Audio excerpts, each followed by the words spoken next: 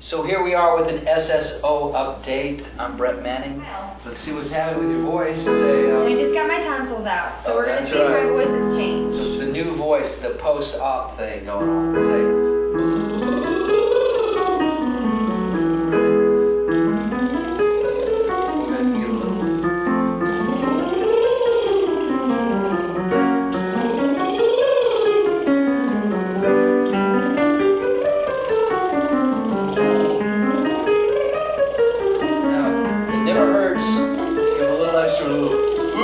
Underneath there.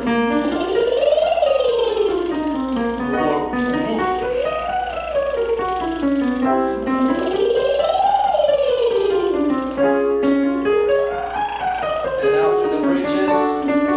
A, B flat. Come on, breathe.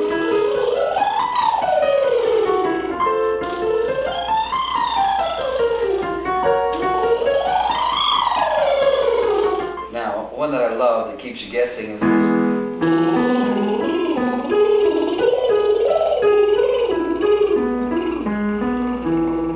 Let's see if I can do it.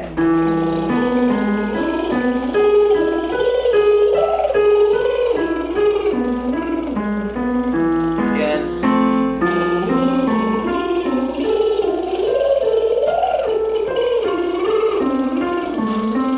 Again.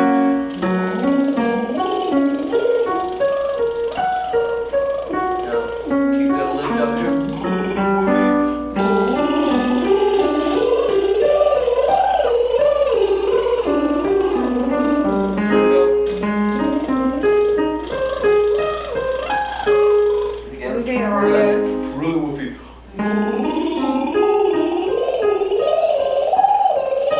Ready?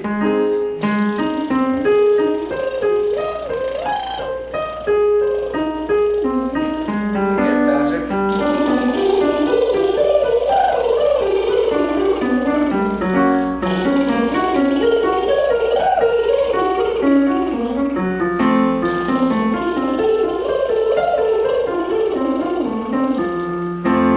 What that does, it doesn't give you any time to think up or down, so you don't fear the high note. You get some high notes you're going to deal with in your set, even though you've recorded it brilliantly, and we want to make sure always that live sounds even easier than the recording. I agree. I always freak out when I hear somebody on a recording thinking, man, how did they pull that off live? That's phenomenal. You know, one of my favorite rock singers, Jimmy Necco from Out. And then you go see him live, it's like, that's like better than the album. And that's a great feeling. And I think you have one of those voices that is showing remarkable consistency, so that when you get there live, your adrenaline takes over.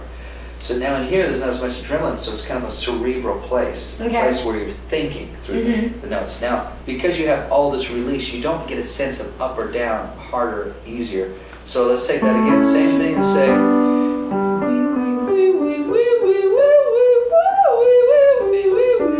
just talk it in.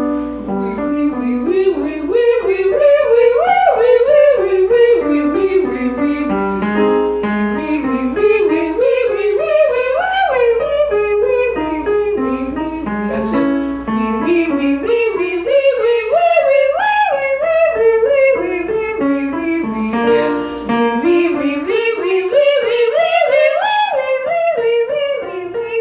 Now change to whoa to release the top. There it is. That's it.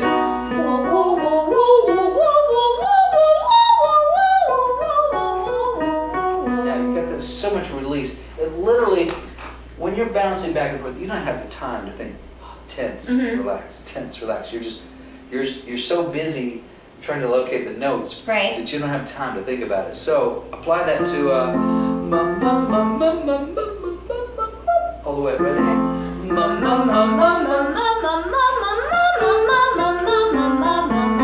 Again.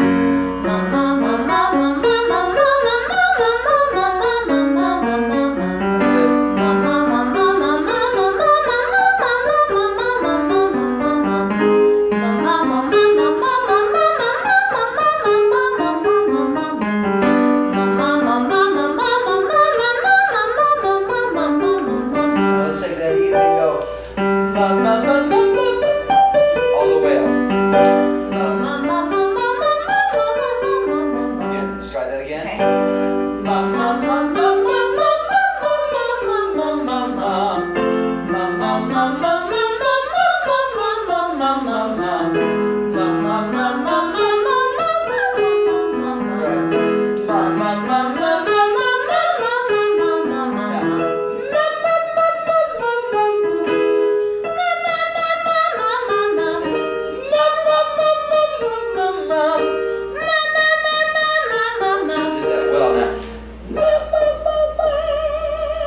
as light as you can. Now lean into ma ma ma na na na ready?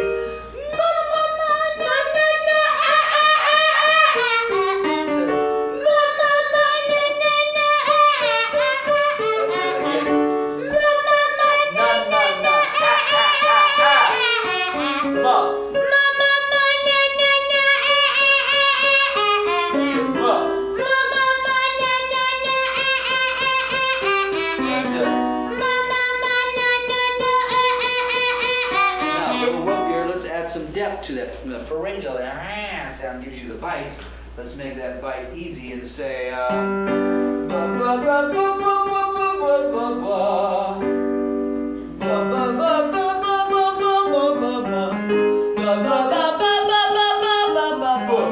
Ba ba ba ba ba ba ba ba ba ba. Ba ba ba ba ba ba ba ba ba ba. Ba ba ba ba ba ba ba ba ba. Way to go. Ba ba ba ba.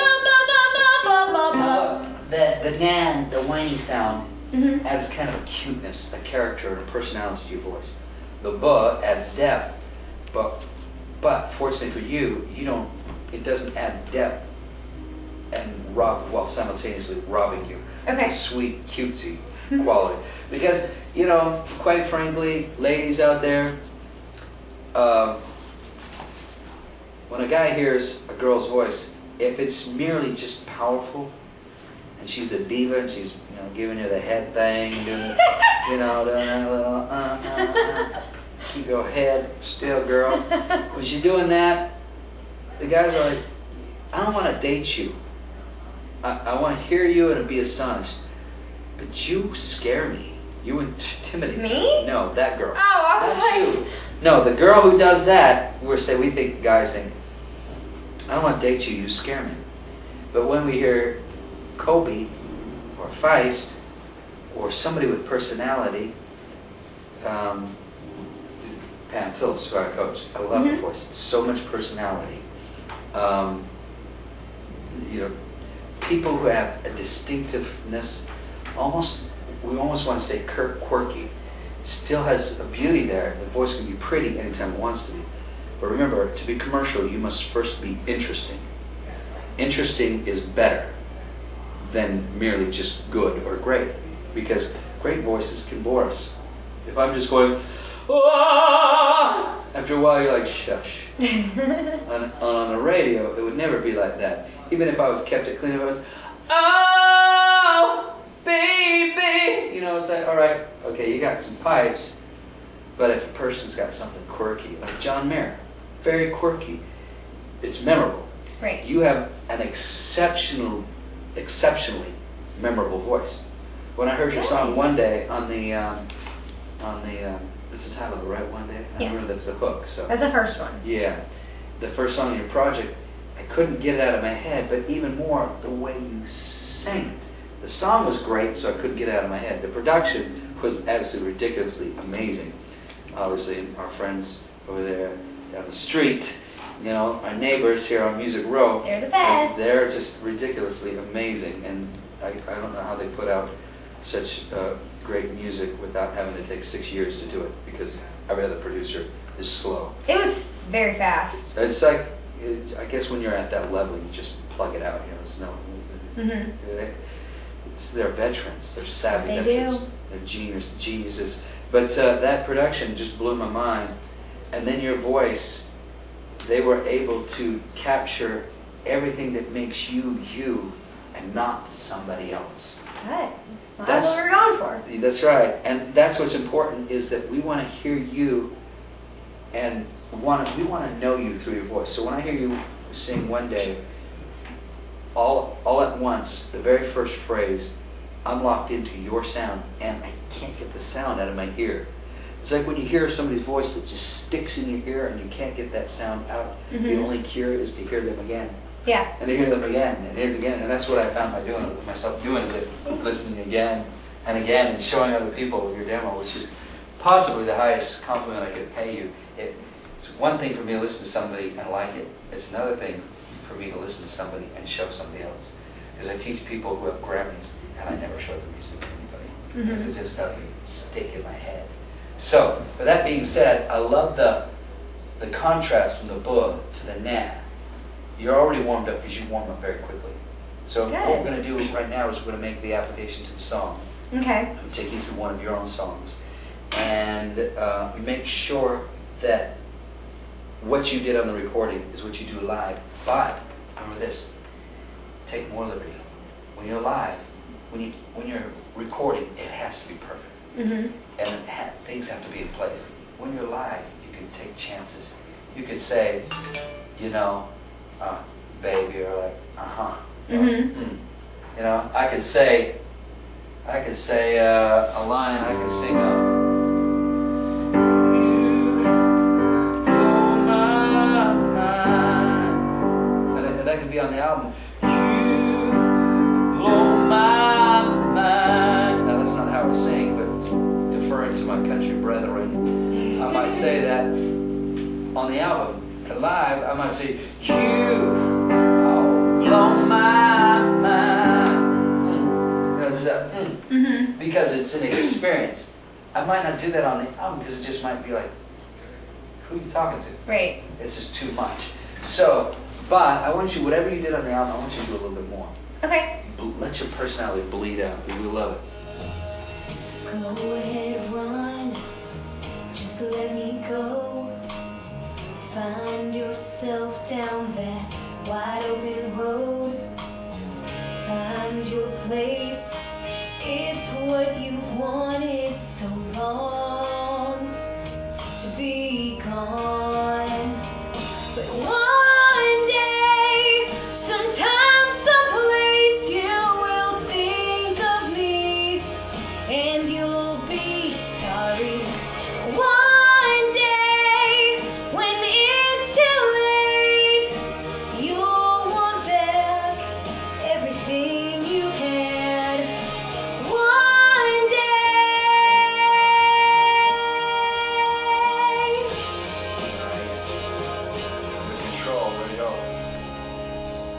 I know you're a man with so much to prove, but baby, I understand you've got a million things to do. But chasing independence, it's a long, long, long, long road. It gets old. But one day, sometime, someplace, you will think of me and you'll be sorry. One day, when it's too late, you'll want back everything you had. One day.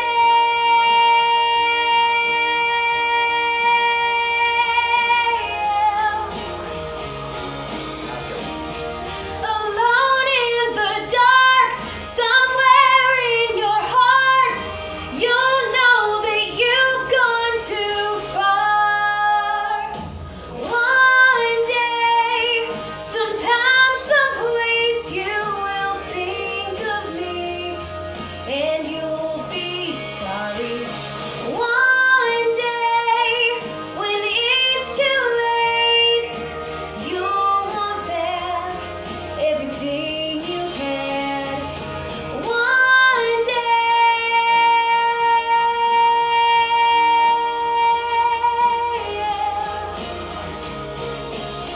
Ooh, one day. Goes on a little longer there. Wow. Let me talk to you a minute about, we did a lot of pianissimo work, a lot of that edge, that which implies that you can do crescendo diminuendo.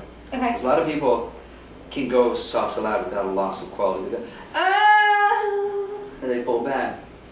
You're one of the few female artists that I work with. I mean, you and Elle and Wendy Moten. I mean, I'm naming 3. And I know there's more if I think about it.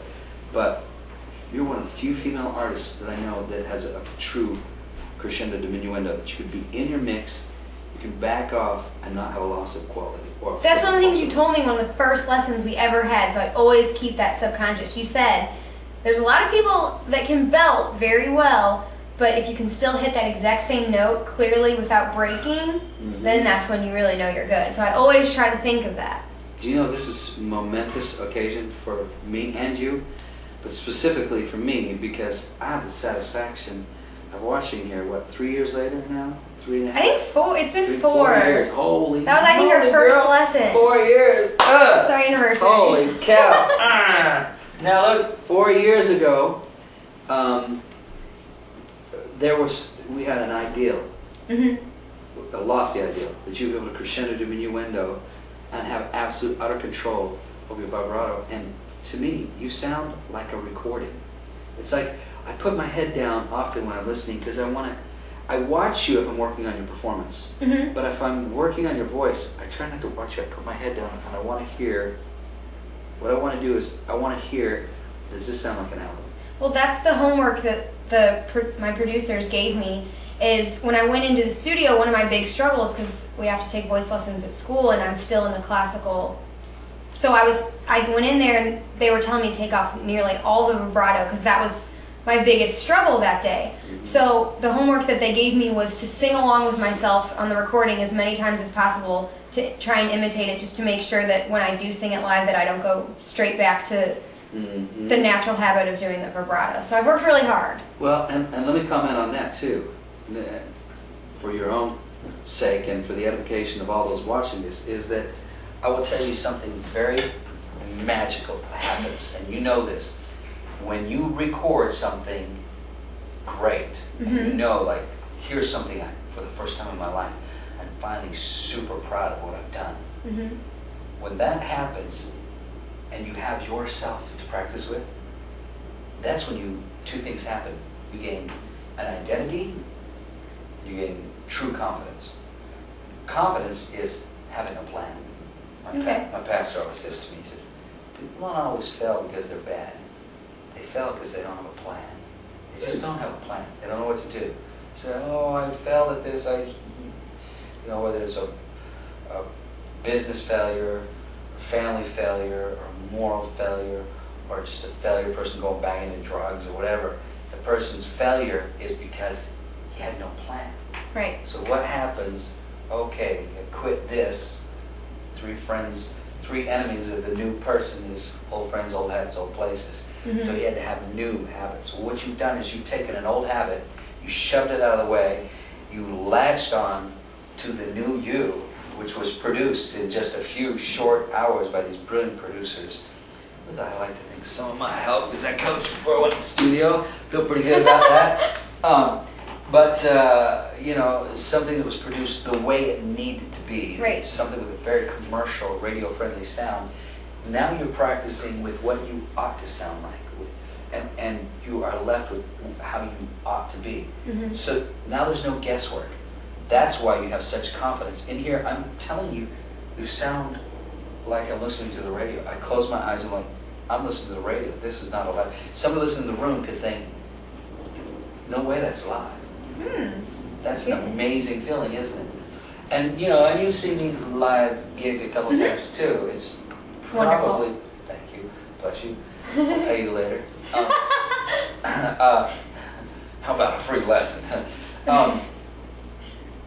I think one of the things you see is pretty dang close to the record. It's like what the record identifies what I ought to do. The performance identifies what I get to do. Once I have what I ought to do, it's like I was telling somebody earlier, I said, I don't mind talking into a teleprompter. They go, yeah, but things could sound so canned. Why not just the bullet points? I said, bullet points are off the script. Once you have a script the song, the recording, Uh-huh. is your script. You follow the script, and occasionally, you're like Christopher Walken, you throw in a word, it's not really there, you know? He's always got this quirky sense that, that wasn't in the script. It's like he was listening, not Jack Black and Ben Stiller in the movie Envy, and he's a homeless guy, and he's talking to him, and he's talking to Ben Stiller, and he's telling her his problems, and he's like, oh, and this happened. He goes, yeah, keep going, keep it coming, let it tumble out like circus freaks, let it just tumble out. I'd like to think that wasn't in the script. So when you start adding your quirky things that you do to this, when you go, let's take a couple lines and let's work that. I know you're a man, so much to prove, do something quirky, cute, flirty, but also the song isn't about Right. that. But just do like that. I know you're a man.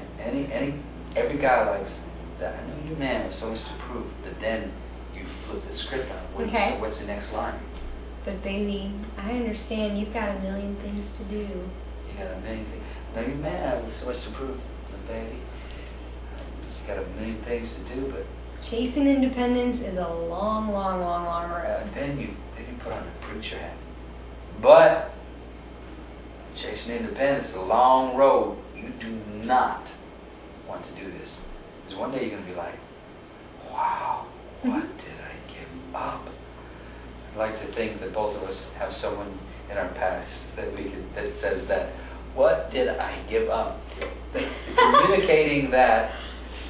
I channeled it a little bit when Yeah, so recording. you betcha. You're like, you know what? One day, and I'd like to think that I can say that too. And whoever your current or future is. That's why it's country. Everyone can relate to this one. That's right. I totally am all over it. And because of that, part of communicating is, again, having a plan. You have to do a little piano to sing. So much to prove, baby. I understand you've got a million things to do, but chasing independence, it's a long, long, long, long road. It gets old. Now, just preach at me a little bit. You're a man, baby. No, is it baby? It's with so much to prove, but baby. But baby. Give me a but baby. But baby. Now say, but baby. But baby. So, I know you're a man, a man. a man. Yeah. I know you're a man, so much to prove, baby. I understand you've got a million things to do, but chasing independence, it's a long, long, long, long road. It gets old. Now, it breaks back to, is that one breaks to the chorus? Yeah. One day. And then this, it gets old. A lot of times, we sing freer in the studio. Mhm. I can see your facial expressions in the studio. I can see you just kind of letting go. You're in there. Nobody cares. Yeah. In the audience, you have to reflect pain, remorse, regret. I say the same thing in performance that I say in songwriting. Mhm. Avoid the ad words. Mad, glad, bad, sad. And their sister happy. Those ad words are boring. If something, this song isn't really sad, is it? It's not really that. Not No, really. it's Almost, but redemption. not really. It's redemption. See, redemption is an emotion. Look at me using a big word. That's a great word. Girl, go Courtney. So, the word redemption is bitter-sweet, isn't it? Mhm. It's when bitter becomes sweet. And that's what this song is about. So there is something sad something mad, but those are the wrong words. They're too weak. Sad lacks is not an ample definition for anything. So if somebody said, "How's your dog? Your dog died. How are you?" Sad. Grandma died. How are you? Sad. You broke up with your girlfriend. How are you? Sad. You wrecked your car. Sad. None of those words changed anything. Right. So if I say, "Wrecked your car," you feel pretty busted up over it, man. That car was my baby. I mean, I hate driving rental cars. The thing is like cloth. I'm used to leather. I like leather, baby. My butt should not be on anything but leather. That defines it. Right. And they say, "So your dog died. How do you feel?" Honestly, some people think animals are just animals, but it was like part of the family. It looks like I lost a family member. Look at his personality, this little face. I can't stand coming home and not looking at that face. It just drives me crazy. You broke up. Everybody knows this. Broke up, divorce, all those things. So it's over, and it feels like death. That's more than sad. To say it feels like death. Right. It's over, it feels like death. What you have to do is write in your mind a subtext. Text is beneath. Now you can speak the subtext. Text is underneath the text. You can say, what's the first line again? I know you're a man. Oh, the chorus? Yo, man. Verse. With so much to prove, baby. Now like this. I know you're a man. So much to prove. Baby, let me tell you something. You're about ready to make a big mistake. About ready to make a big mistake. Who is that? I love how he does it when he goes, "But baby!" Al Pacino, he'll just suddenly go, "But baby!" And he'll snap. "Come on!" It's out of the blue. He'll be talking, "Oh, but baby!" Just like, how does he do it?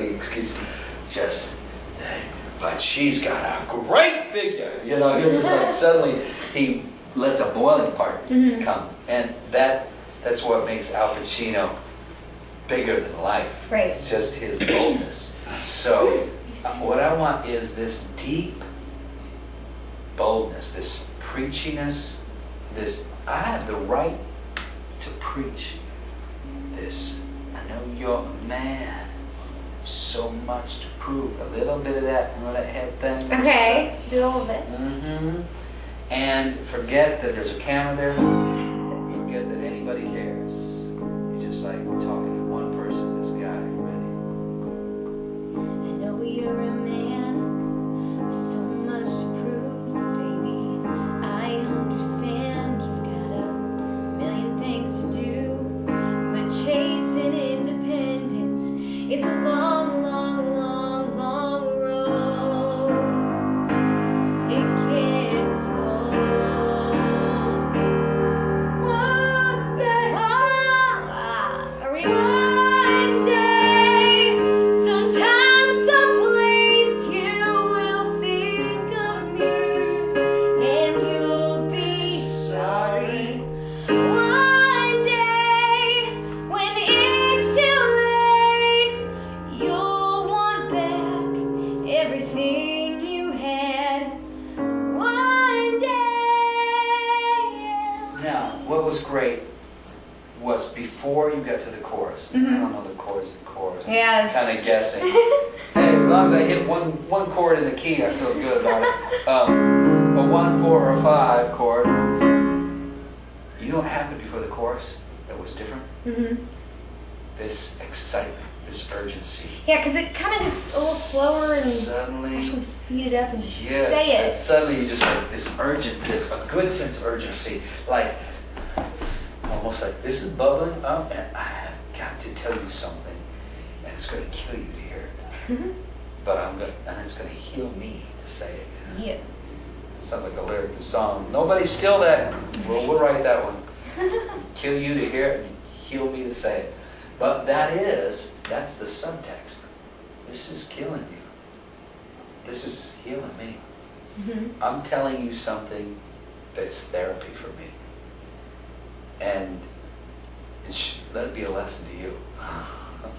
As long as you're thinking that, and because you thought that, the intensity rose in the room a little. And the intensity, I will say, would be even more than what you want on the recording. But Yeah. live asks for more. Mhm. Remember that? Live asks for more. The performance in the studio has to have a motivation, which it clearly did. But perfection is absolutely crucial. Live, we don't want utter perfection. It loses some of its personality. Mhm. But what you showed us there was this personality, so feisty, so adorable, and so, as an audience member, like, who hurt her? Where do I find this guy? Let me talk with one. I hope he's not bigger than me or tougher. So hit and run. Hit and run, you know? But anyway, let's talk a little bit about, in closing, the revelation that brings to you. What new thoughts do you have on an old technique that we've been working for a long time? In relation to the recording or the live? New thoughts that you have as far as your technique and your voice, Well, your art. What benefited me the most, what I think, is that we have had all the voice lessons, and then so when I went into the studio and I was solely supposed to be focusing on the passion and really conveying the emotion across in what I was recording, now that I had all the techniques implemented in my brain, I didn't have to think about them. So with all the practice and hard work and just repetitions of, practicing, and I already said that. But anyways, the more I do it, it became a natural habit, and then I could actually think about the emotion and not want to beat myself over the head with, oh my gosh, am I going to hit this note? Am I going to do it right? Yeah. So that's what put me at ease, is knowing that I had everything under control. Mhm. So then I could really focus on, what am I saying? What am I trying to get across to the people that are going to be listening to it? And you know what? You really sound more free. The amazing thing is, discipline brings freedom. Mm-hmm. But we take our mind off the discipline. Right. Well, I've always been very hard on myself when it comes to my voice, because that's more than anything, I would love to be known for having an incredible voice. Mm-hmm. And so I always just want my voice to sound perfect at every second. And they were very insistent upon, don't worry about it, just sing it, just let it be. And no one had ever really said that to me before, so it took a while for me to adjust it, because then my mind was somewhere else where it had never been before. But once I just trusted them that I could do it, I was like, I already got this under control. I've been practicing for years. So it was a really good feeling. You know what I like to call? I like to call it taking what your voice gives you. Mm-hmm. You don't have to give more than Right. what your voice has. And for a long time, I thought, back when I lived in LA and studied out there, I thought for a long time, I'm a failure because I'm not Brian McKnight. I will never be able to sing like him. Mm-hmm. But I don't think he would ever be able to sing like me, nor would he want to. And nor should I want to. Mm-hmm. But what I got to do is respect another man's art and say, and what you found out is a freedom in being you is ultimate, because nobody could ever else be you. But the second you are trying to be somebody else, they're going to sense you will never try, you will never be. There's a couple of artists Right. I can think of. One particular blonde artist out in Texas who kind of reminds me of another diva who just got married to Nick Cannon. And this other blonde artist that tends to sing like her has not been known more for her voice, but her persona, Okay. as a television personality and media personality. I'm trying to catch on. And she has tried to sing like Mariah, but has never quite reached that level. So she's never particularly been known for her voice. She has a commercial appeal, she's got a personality, she's kind of physically endowed, and that's what she is known for. Mm-hmm. And I would think that a greater satisfaction would be in finding an identity. And when you take exactly what your voice gives you, instead of saying, I'm trying to sing like this, because you can always sense it, can't you? Mm-hmm. You're like, I have so many people come in here and are like, dude, you sound just like Bono. Really? Thanks. No, that wasn't complimenting you. I was saying, you sound just like Bono, except for you will never be better. The counterfeit's never as good as the real thing. Right. Like perfume. Get the cheaper counterfeit perfume. It smells like that Bulgari. No, nothing smells like Bulgari. Yeah, my wife wears it. It's like amazing. And those knockoffs, those samples are just, they just don't do it. And so you will find yourself emerging as an artist because there will be people trying to sing like you. That's so weird. Isn't that I'm cool? excited. It is exciting. It's exciting. A voice coach called me recently and she said that she's a bunch of people singing some of my songs on MySpace. She goes, this kid really wants to be you. I said, tell him I ate that date. I don't have anything on any radio cuts yet or anything like that. We're working on it, but as you are too. But I have to be a little bit flattered and enjoy that level of success that somebody like, man, I wish I could sing this like he sings this. And that's the ultimate form of flattery. Right. But you want to be flattered. You don't want to be the person doing the flattering. You don't want to listen to somebody else and try to take what they have and be identified by them.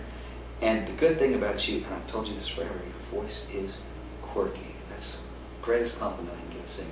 Thank you. Quirky. No, it's kind of that mixed thing.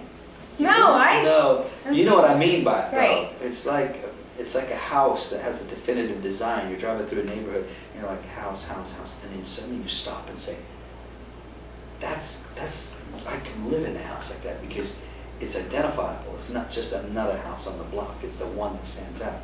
You are that house.